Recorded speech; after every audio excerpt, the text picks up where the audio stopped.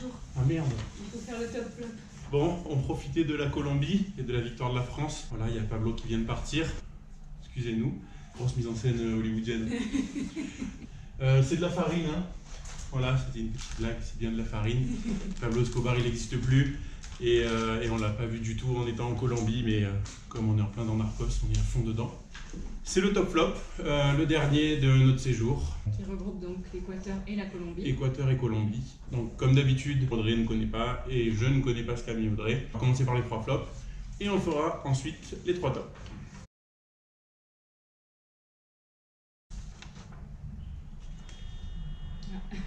Bah voilà. Bon bah vas-y, hein, commence. Donc Otavalo, c'est en Équateur, c'est au nord de Quito, une petite ville qui est réputée notamment pour son marché du dimanche, qui est apparemment le plus grand marché d'Équateur, très coloré. En soi, le marché est immense. Par contre, là où je pense qu'on a été déçus un peu tous les deux, c'est que ça apporte rien de plus par rapport à l'artisanat, par rapport à tout ce qu'on trouve en Équateur. Les prix sont juste exorbitants. Et bon, certes, il est animé, mais ça reste un marché. Oui, tous les stands sont à peu près les mêmes, donc pas vraiment d'intérêt par rapport à ce qu'on pensait en fait.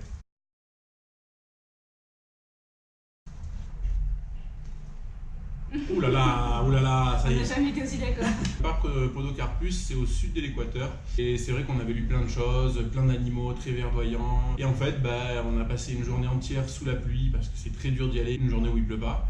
Et on a vu 0 animaux, je crois. Puis surtout, aucune vue, parce qu'arrivé tout en haut, on voyait était pas dans le brouillard tout et devant nous. peut-être qu'en y allant dans une meilleure période et en appelant peut-être un peu plus les animaux, ça marchera mieux. C'est un peu comme Otavalo, on avait lu plein de choses dessus et finalement, on avait de la vue jusqu'aux genoux voilà. Et on n'a rien vu. On a été déçus.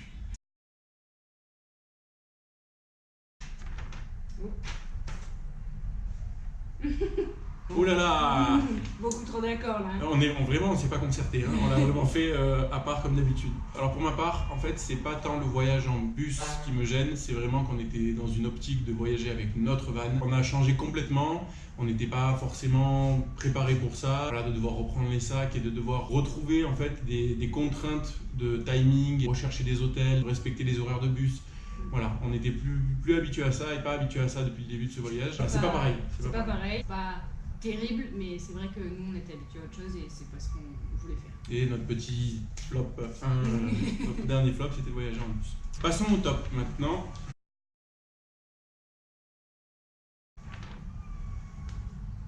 Ah, ça y est, ça diverge. Alors j'y vais, Terona, c'est le parc qu'il y a au nord de la Colombie, près de la ville de Santa Marta. C'est un endroit où se rencontre toute la végétation et un peu de sommet qui donne directement sur la mer. Moi j'ai trouvé ça magnifique.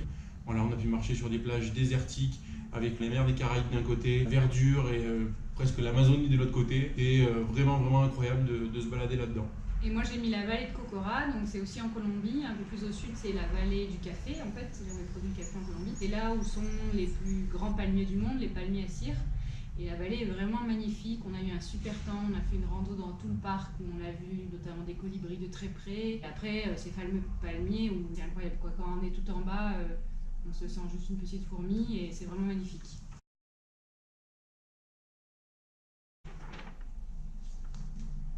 Bon, du coup, je commence.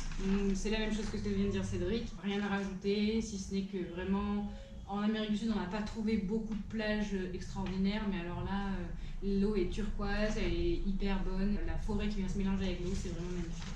Pour moi, c'est La Guajira, c'est la région donc, la plus au nord de la Colombie et qui donne au point le plus au nord de l'Amérique du Sud. Ça fait un moment qu'on a retrouvé l'Amazonie, la verdure, on est vraiment dans ce milieu-là depuis l'Équateur. Et là, on s'est retrouvé dans le désert total avec des couleurs ocre, jaune, rouge, des baies avec de l'eau turquoise. Donc c'est vraiment un lieu où il n'y avait pas beaucoup de monde. On a fait du 4x4, enfin voilà, c'était vraiment cool de passer dans cette région-là. C'est la dernière qu'on faisait dans notre voyage.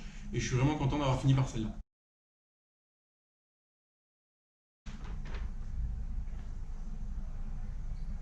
Bon, je vais commencer. Ça va être moins long. Les baleines. J'étais pas forcément fan de dire aller prendre un tour pour aller voir des baleines. Là, on est parti pour aller voir l'Isla de la Plata sur la côte équatorienne. Et en fait, on nous a dit que c'est la période des baleines. Peut-être qu'on les verra. Voilà. Je crois qu'il faut qu'il enlève sa moustache. Non, désolé, j'ai plus de moustache. C'était une fausse. peut-être qu'il y aura des baleines. Et au final, on a vu des baleines et on les a vues vraiment, elles étaient à 5 mètres de nous, c'était des énormes baleines bleues. Ce moment-là, plus personne parle, juste tu regardes et en fait t'écoutes les bruits qu'elles font les baleines.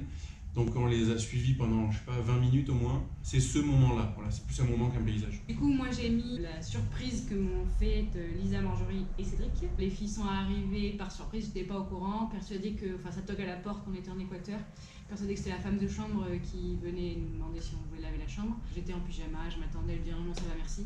Et voilà, j'ai cru que c'était une blague, d'ailleurs c'est la première chose que j'ai dite. Voilà, donc c'était vraiment super chouette d'avoir cette surprise. On a partagé des super moments pendant 15 jours, mais le fait que ça soit une surprise, voilà, c'était vraiment un super moment, quoi. Momento.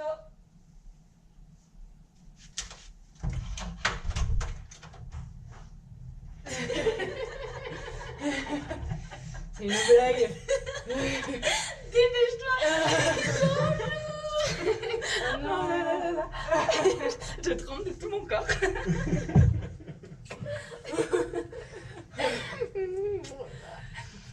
Je me suis dit, putain, c'est la femme de chambre, j'ai en pyjama et tout. Oh. Oui. Je te sens gronder. Donc voilà, c'était le dernier top flop. Les prochains, ce sera dans le prochain voyage. On fait une petite vidéo derrière pour faire une vidéo de fin de voyage. Mais pour les top flops, c'était le dernier. Voilà. Bisous. Bisous à tous.